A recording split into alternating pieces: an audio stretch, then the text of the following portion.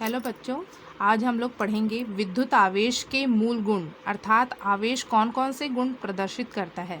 उसमें पहला है आवेशों की योज्य प्रकृति, सेकंड है क्वांटीकरण और थर्ड है संरक्षण। पहले गुण के बारे में देखते हैं, आवेशों की योज्य प्रकृति। ठीक है, ये क्या कहता है ये गुण? तो किसी भी निकाय में कुल आवेश उसमें उपस्थित सभी आवेशों के बीजीय योग के बराबर होता है। ठीक है, इसको उदाहरण की सहायता से समझते हैं। ये हमारे पास कोई निकाय है, कोई सिस्टम है या निकाय है। ठीक है, इसमें हमको देखना है कि इस निकाय में कितना आवेश है, कुल कितना आवेश है। तो हमको क्या करना पड़ेगा, उसमें उपस्थित जितना भी धनावेश होगा, जितना भी ऋण आवेश होगा, उसको क्या करना पड़ेगा, योग करना पड़ेगा। ठीक है, हम लेके चलते हैं, माना कि इस निकाय में 3 धनावेश है और 3 ऋण आवेश है। ठीक है, धनावेश को हम प्रदर्शित करेंगे पॉजिटिव, P पॉजिटिव और E आवेश को दर्शा रहा है, और ऋण आवेश को प्रदर्शित करेंगे -NE नेगेटिव। ठीक है, जितना आवेश होगा और वो। तो कुल आवेश कैसे निकालेंगे, तो देख लेते हैं इस निकाय में कितने धन आवेश है।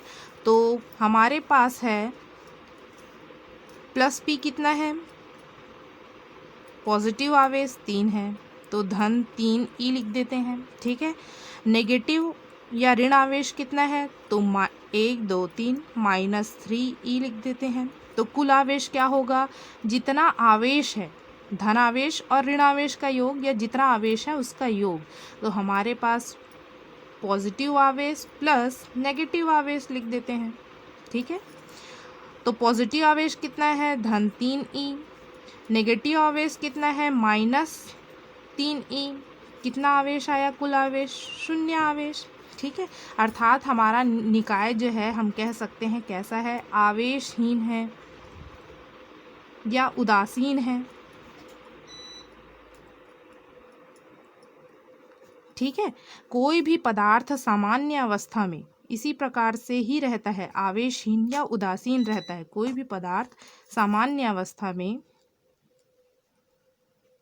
आवेशहीन या उदासीन रहता है। हम जानते हैं चांदी क्या होता है, सबसे अच्छा चालक होता है, परंतु चांदी को यदि सामान्य अवस्था में है, टच करेंगे तो क्या करंट लगता है या उसमें कोई आवेश रहता है? नहीं।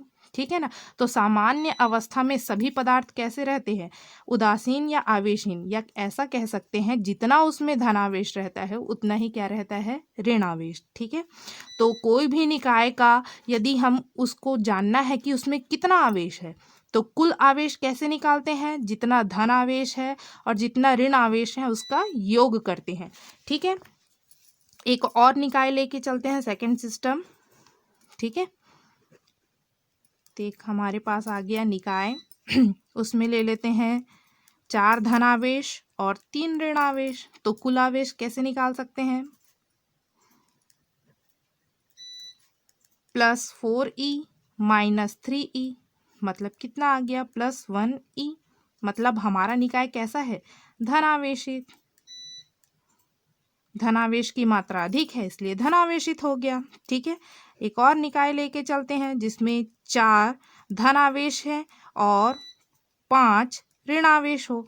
तो कुल आवेश कैसे निकालेंगे, जितना उस निकाय में आवेश है उसका योग कर देते हैं। ठीक है, तो 4 धनावेश +4E -5E नेगेटिव या ऋण आवेश कितना है, 5 है, तो हमारे पास क्या आ गया, -1E। या कह सकते हैं हमारा निकाय कैसा है, ऋण आवेशित है, ऋण आवेशित। ठीक है, मतलब हम कैसे निकाल रहे हैं, योग करके, योज्य प्रकृति दर्शा रहे हैं हमारा आवेश। ठीक है, एक बार इस डेफिनेशन को पढ़ लेते हैं। किसी भी निकाय में कुल आवेश उसमें उपस्थित सभी आवेशों के बीजीय योग के बराबर होता है। ठीक है, किसी पदार्थ में कुल आवेश कितना है ये ज्ञात करना है, तो हमको जितना भी आवेश है उसको क्या करना पड़ेगा, योग करना पड़ेगा। समझ में आया यहाँ तक सभी को? अब सेकंड प्रॉपर्टी की ओर चलते हैं, दूसरे गुण की ओर, क्वांटीकरण या क्वांटाइजेशन। ठीक है, तो सेकंड प्रॉपर्टी है क्वांटीकरण। क्या लिखा है इसमें पढ़ लेते हैं। प्रत्येक आवेशित पदार्थ पर आवेश की मात्रा एक इलेक्ट्रॉन पर आवेश की मात्रा के पूर्ण गुणज में होती है।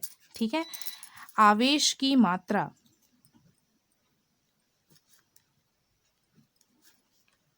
ठीक है, कोई भी पदार्थ है उसमें हमको आवेश की मात्रा निकालनी है। तो कैसे निकालेंगे? आवेश की मात्रा को दर्शाएंगे Q से, और उसके लिए सूत्र होता है हमारे पास प्लस माइनस NE। ठीक है, आवेशित धनावेशित भी हो सकता है और ऋणावेशित भी, इसलिए प्लस माइनस दोनों का यूज करेंगे। ठीक है, जहाँ N क्या है? N जो है पूर्ण संख्या है। ठीक है, अर्थात 1 2 3 4 एंड सो ऑन, पूर्ण संख्या जानते हैं आप लोग। ठीक है ना। और ई क्या है? ई जो है एक इलेक्ट्रॉन पर आवेश है, इलेक्ट्रॉन पर आवेश। ई का मान सभी जानते ही होंगे। ई का मान क्या होता है? 1.6 इलेक्ट्रॉन पर आवेश, 1.6 इंटू 10⁻⁻19 कूलाम। ठीक है, तो हमारा सूत्र से ही समझ सकते हैं आवेश की मात्रा कितनी होती है। प्रत्येक आवेशित पदार्थ पर आवेश की मात्रा एक इलेक्ट्रॉन पर आवेश की मात्रा के पूर्ण गुणज में होती है। अर्थात Q का मान कभी भी किस प्रकार से आएगा? 1E, 2E, 3E, 4E and so on. कभी भी 2/3E या 4/5E इस प्रकार से कभी नहीं आएगा। इसका कारण क्या है कि कभी भी आवेश की मात्रा जो है परिमेय संख्या के रूप में या बटे के रूप में कभी नहीं हो सकती। इसका कारण है कि हम कभी भी कोई भी पदार्थ लेते हैं, दो पदार्थ लेके चलते हैं, उसमें इलेक्ट्रॉन का आदान प्रदान किस प्रकार से होगा? इलेक्ट्रॉन एक दूसरे को यदि देंगे तो किस प्रकार से देंगे? एक पदार्थ, ये पहला पदार्थ है, ये दूसरा, तो ये इसको कभी भी देगा तो एक इलेक्ट्रॉन देगा या 2 इलेक्ट्रॉन देगा। ठीक है ना, या 3 इलेक्ट्रॉन देगा। कभी भी आप लोगों ने सुना नहीं होगा कि उसने क्या किया हो, 1/2 इलेक्ट्रॉन दिया हो या 2/4 इलेक्ट्रॉन दिया हो। ठीक है ना, तो इस प्रकार से इलेक्ट्रॉन का आदान प्रदान नहीं होता। चूंकि इलेक्ट्रॉन का आदान प्रदान हम लोग देख सक रहे हैं कि किस रूप में हो रहा है? पूर्ण संख्या के रूप में। इसलिए आवेश भी हमेशा कैसी रहती है? पूर्ण संख्या के रूप में ही मान मिलेगा हमको। ठीक है, और यही किसका सिद्धांत है? क्वांटीकरण का। इसी को क्या कहते हैं? क्वांटीकरण।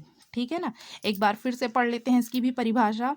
प्रत्येक आवेशित पदार्थ पर आवेश की मात्रा एक इलेक्ट्रॉन पर आवेश की मात्रा के पूर्ण गुणज में होती है। सदैव देख सकते हैं आप लोग, हमेशा मान जो है पूर्ण गुणज में होती है, पूर्ण संख्या के रूप में होती है। ठीक है, और इसका कारण भी हम लोग समझ गए, क्योंकि एक पदार्थ से दूसरे पदार्थ में जो इलेक्ट्रॉन देते हैं या स्थानांतरित होता है सदैव पूर्ण संख्या के रूप में रहती है। ठीक है, तो ये हो गया आवेश का दूसरा प्रॉपर्टी, क्वांटीकरण। ठीक है, यहाँ तक सभी को समझ में आ गया। अब तीसरे प्रॉपर्टी की ओर चलते हैं, आवेश का संरक्षण। ऊर्जा संरक्षण का नियम सभी पढ़े ही होंगे, वैसा ही है ये आवेश संरक्षण का नियम। ठीक है ना, तो पहला, इसमें 3 प्रकार के कथन दिए गए हैं। तीनों प्रकार से मैं आप लोग को समझाती हूँ कि क्या होगा। पहला कथन दिया है, किसी पृथक्कृत निकाय का कुल आवेश नियत रहता है। पृथक्कृत निकाय, अब पहले कथन के अनुसार समझते हैं। ठीक है, पहला कथन क्या कह रहा है? किसी पृथक्कृत निकाय का कुल आवेश नियत रहता है। तो सबसे पहले हमारा काम क्या है? पृथक्कृत निकाय ले लेते हैं। पृथक्कृत निकाय, पृथक्कृत निकाय। अब पृथक्कृत निकाय क्या होता है? जिसका बाह्य वातावरण से कोई प्रभाव नहीं पड़ता। ठीक है, वो अपने तक ही सीमित रहेगा, जो भी रहेगा इस सिस्टम के अंदर ही आदान प्रदान होगा, उसका बाह्य वातावरण से कोई लेन देन नहीं रहेगा। ठीक है, तो इस पृथक्कृत निकाय में हमारे पास दो पदार्थ ले लेते हैं। इस पदार्थ में मान लो 5 कूलाम आवेश है पहले पदार्थ में, और दूसरे पदार्थ में मान लो 4 कूलाम आवेश है। ठीक है, तो इस निकाय का कुल आवेश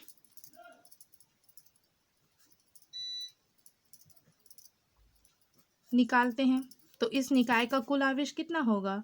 5 कूलाम धन 4 कूलाम, कितना आ गया? 9 कूलाम आवेश। ठीक है, अब ये पृथक्कृत निकाय है, बाह्य वातावरण का तो कोई प्रभाव नहीं पड़ रहा है, जो भी आदान प्रदान है स्वयं में ही करेंगे। तो मान लो ये 5 कूलाम 1 कूलाम आवेश इस दूसरे पदार्थ को दे दिया इसने, पहले पदार्थ ने दूसरे पदार्थ को। ठीक है, तो ये हमारे पास हो गया यहाँ 1 कूलाम आवेश इसने प्रदान कर दिया, 4 कूलाम आवेश, और यहाँ कितना आवेश हो गया? 5 कूलाम आवेश। ठीक है ना। अब निकाय का कुल आवेश देखते हैं। निकाय का कुल आवेश तो हमारे पास आ जाएगा 4 कूलाम धन 5 कूलाम, अभी भी कितना आया? 9 कूलाम आवेश। तो हम लोग देख रहे हैं कि किसी पृथक्कृत निकाय का कुल आवेश नियत है। ठीक है, पहली अवस्था में देखें तो 9 कूलाम आया, आदान प्रदान कर रहा है फिर भी उस निकाय का कुल आवेश देख रहे हैं तो कितना आ रहा है? 9 कूलाम आवेश आ रहा है। तो हम कह सकते हैं कि किसी पृथक्कृत निकाय का कुल आवेश क्या रहता है? नियत रहता है। ठीक है, समझ में आया। अब सेकंड जो है कथन, उसकी ओर चलते हैं। किसी पृथक्कृत निकाय में धन आवेश और ऋण आवेश का बीजगणितीय योग सदैव नियत रहता है। ठीक है, अब यहाँ धन आवेश और ऋण आवेश के पदों में दे दिया है, मतलब वही है। ठीक है, तो धन आवेश और ऋण आवेश के पदों में ही देख लेते हैं हम लोग। ठीक है ना।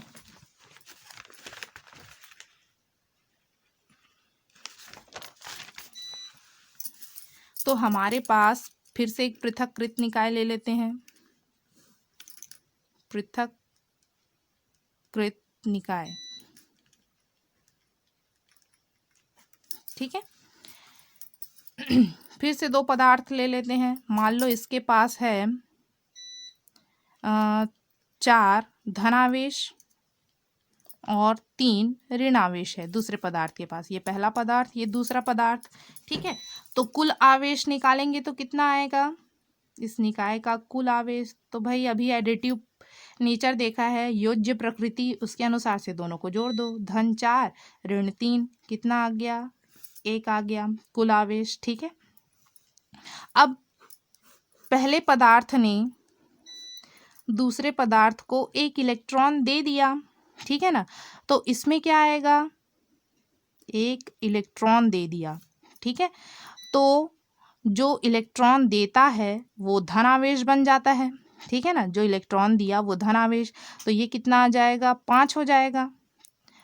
4 धन 1 इलेक्ट्रॉन दिया मतलब 1 धनावेश बढ़ गया। ठीक है ना। अब ये था ऋण 3, 1 इलेक्ट्रॉन ग्रहण किया तो फिर से ये ऋणी हो गया 1 इलेक्ट्रॉन। ठीक है, तो हमारे पास आ गया -4। जो इलेक्ट्रॉन देता है उसमें धनावेश हो गया, जो इलेक्ट्रॉन ग्रहण कर रहा है वो ऋणावेश हो गया। तो ये 1 इलेक्ट्रॉन दिया इसलिए 1 धनावेश जोड़ दिए, ये 1 इलेक्ट्रॉन ग्रहण किया इसलिए 1 इलेक्ट्रॉन माइनस में ले लिए। ठीक है ना, तो यहाँ हो गया 5, यहाँ हो गया ऋण 4। अब कुल आवेश निकालते हैं, कितना आएगा? तो कुल आवेश बराबर आ गया 5 + 5 और -4, कितना आया जी? 1 कूलाम ही आया। ठीक है ना, तो हम देख रहे हैं धनावेश और ऋणावेश के पदों में भी, तो इस निकाय का कुल आवेश क्या हो गया? नियत ही है। आदान प्रदान करने के बाद भी यदि हम देख रहे हैं तो भी क्या है? आवेश नियत ही है। ठीक है, अब तीसरा कथन है, आवेश न तो उत्पन्न किया जा सकता है और ना ही नष्ट किया जा सकता है। अभी हम लोगों ने देखा कोई भी सिस्टम लिया है उसमें आवेश कहीं से बाहर से आ जा रहा है क्या, अचानक से, या आसमान से टपक रहा है? कुछ नहीं। एक पदार्थ से दूसरे पदार्थ में आवेश जो है स्थानांतरित हो रहा है, उसको ना तो हम लोग उत्पन्न किए हैं और ना ही नष्ट किए हैं। ठीक है, तो यही तीसरा कथन है, आवेश न तो उत्पन्न किया जा सकता है और ना ही नष्ट किया जा सकता है। तो हमारे पास आवेशों की 3 गुण हो गए। पहला हो गया आवेशों की योज्य प्रकृति, ठीक है, दूसरा हो गया क्वांटीकरण, ठीक है, और तीसरा हो गया आवेशों का संरक्षण। ठीक है, इसमें 3 कथन है, तीनों कथन के आधार पर हम लोगों ने समझ लिया। ठीक है।